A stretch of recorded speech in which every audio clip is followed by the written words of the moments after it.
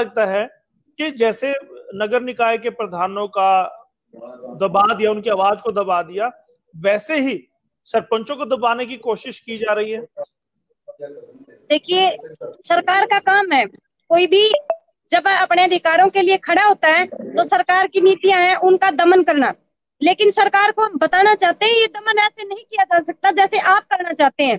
बातचीत से हर चीज का समाधान होता है। इन्होंने ये नीतियां लागू की, इन्होंने नीतियां लागू की। यही वो सरकारें हैं जिन्होंने जो हमारे को 73वें संविधान में जो 29 अधिकार हमें दिए थे, यही तो वो सरकारें कहीं और से थोड़ी ना आई थी। तो अपनी नीतियों पर ये कायम नहीं रहते। और रही बात आप बताना चाह रहे भाई नगर निकाय के जो चुनाव है उनमें इन्होंने दमन किया, तो सरकार को बताना चाहती हूँ आप ये ना समझे वो भाई कम थे तो उनका दमन कर दिया था तो इनका भी किया जाएगा। यहाँ मैं बताना चाहती हूँ आपको, पूरा देहात इन सरपंचों के साथ खड़ा है। पूरा आंदोलन जो हमारा है वो हमारे देहात से है, धरातल से है। और इस धरातल की लड़ाई को हम कभी हारते नहीं है, हमेशा जीत कर।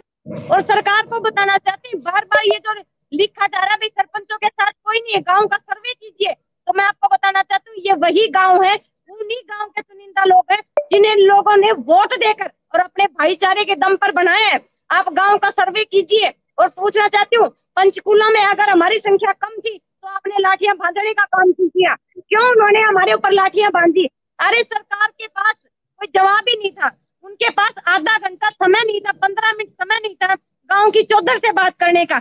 जब चौधरी लोग आपके दरवाजे पर आए थे तब आपने बातचीत नहीं की थी। और ऐसा ना हो कहीं आज की बात विफल हो जाए और आने वाले समय में यही चौधरी लोग आपको गांव में घुसने ना दे, तब पता चल जाएगा आपको इन सरपंचों के साथ गांव का कितना भाईचारा इनके साथ खड़ा है और कैसे खड़ा है। ये वही लोग हैं जो किसी भी चीज को बनाने के लिए दोनों हाथ लगाते हैं तो मेटने के लिए चारों हाथ लगा देते हैं, दो अपने और दो भाईचारे के। तो इन चीजों को समझने के लिए सरकार को समय चाहिए। जो समय हमने आज 4 बजे तक का दे रखा है, यहाँ सरकार सोच ले, समझ ले और ये तय करे आपने जवाब क्या देना इन चौधरियों को जो गांव की चौधर आपके पास आई है। और सोच समझ कर जवाब दे खट्टर साहब, कहीं ऐसा ना हो ये चौधरी आज आपके दरवाजे पर आए और आने वाले समय में आप इनके दरवाजे पर खड़े होने के लिए इनके हाथ पांव जोड़ते फिरे। चलिएगा गौड़ साहब, आपके पास में आऊंगा।